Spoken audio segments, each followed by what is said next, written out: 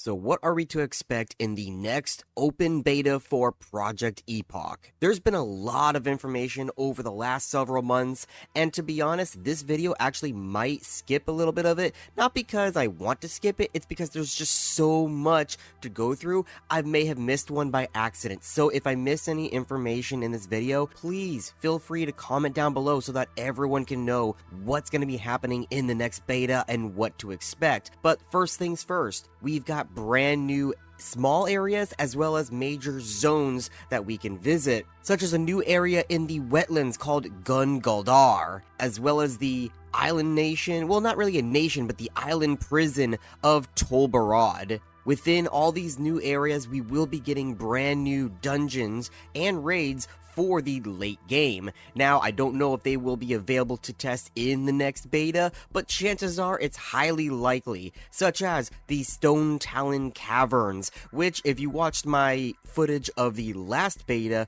we did find the entrance to it, covered in undead elite night elven ghosts. And you also have the Baradin Hold of Tolbarad. But not just that, we don't have just brand new dungeons and raids, we also have improved upon old raids. A lot of the major endgame raids will have been improved in some form of another, whether it being additional bosses, extra mechanics to currently existing bosses, or a complete overhaul like BRD. Now, BRD is not going to get the same overhaul treatment such as Wailing Caverns, which is a completely brand new dungeon just with the name. Blackrock Depths was added to in many ways. However, because of the spaghetti coding of the original World of Warcraft, Project Epoch could not really, handle it that well, so they completely wiped out all of the coding from BRD and rewrote it to fit how it was back in the day, so you still have all of the original, vanilla BRD stuff there.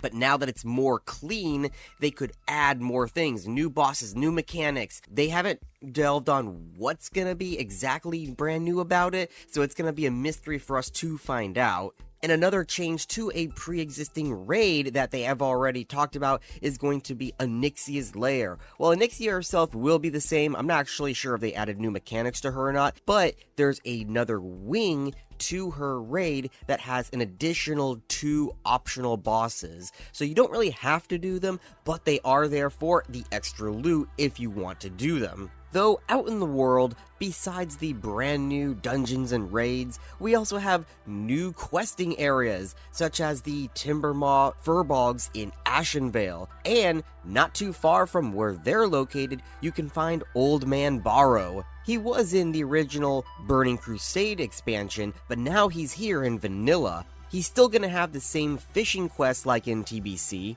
but instead of being across the few zones he could send you out to, he's going to send you across 30 different zones within the world of Azeroth. They'll give you stuff like fishing experience, a small amount of money, fishing equipment, as well as the chance for rare pets, like one that they talked about where you are sent off to find a baby crocolisk in your capital city using the fishing method, but you can keep it as a companion pet afterward. The Winter Spring Saber is a staple of Alliance mounts in Vanilla, however the Horde never got theirs until Wrath of the Lich King.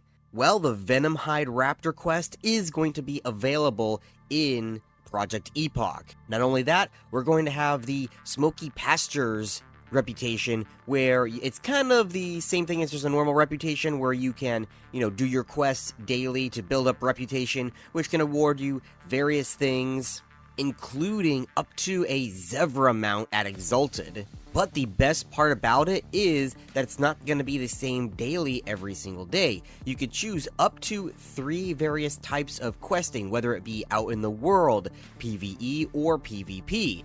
When you do those quests, they have a chance to randomly pull from a pool of quests. So they are not going to be the same quest every single day, though eventually you will see it being replicated, though it's enough to at least get by without having to see the same quest, every single day. There will be cross-faction on this server now, with the exception of Battlegrounds and World Bosses, so you can play with the Alliance players if you're a Horde player, in PvE and questing. Speaking of, undead paladins now have their own mounts. So they're going to have chargers just like the Alliance, though they have the undead skeletal look to them. I believe they are completely new models just from looking at them. I'm not quite sure about that, but still they look pretty cool. You also have racial knowledge at level 60, so when you hit level 60, if you wanted to learn War Stomp from a Tauren, you have the option to go on a quest chain to learn how to War Stomp like a Tauren if you were a troll or an orc.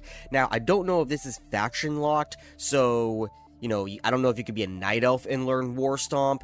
That's still, up in the air because they didn't really delve on that aspect, but I don't really think it makes sense for them to cross factions like that, so that's just my opinion.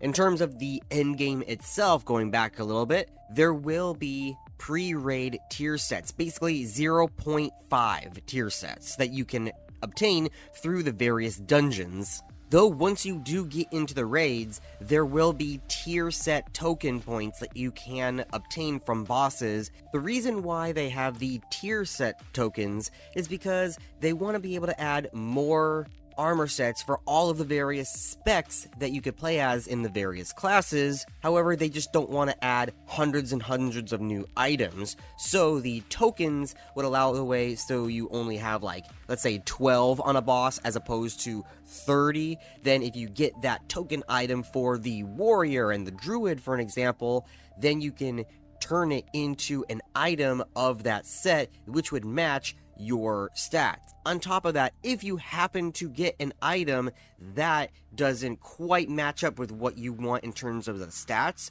they are introducing reforging so you can turn the stats into what you want them to, as well as being able to inspect the token to see what it would turn into before you commit and actually turn it into the item. And the last thing is that there will be an item level squish. The reason behind the item level squish is because, there's not going to be a expansion like TBC to reset everyone's gear. So as they create new content, they don't want to start at, item level 60 and end up at item level 500 by, 2 raids from now, which is a big issue that retail is currently having. So it didn't squish by much, but it did squish a little bit. I'm going to put up some numbers here so you can kind of see what I'm talking about and how they will be changed from how they are now to how they are in Project Epoch. But anyway, that is the end of this video. We still have another couple of months. I believe June is when the next open beta for the endgame of Project Epoch.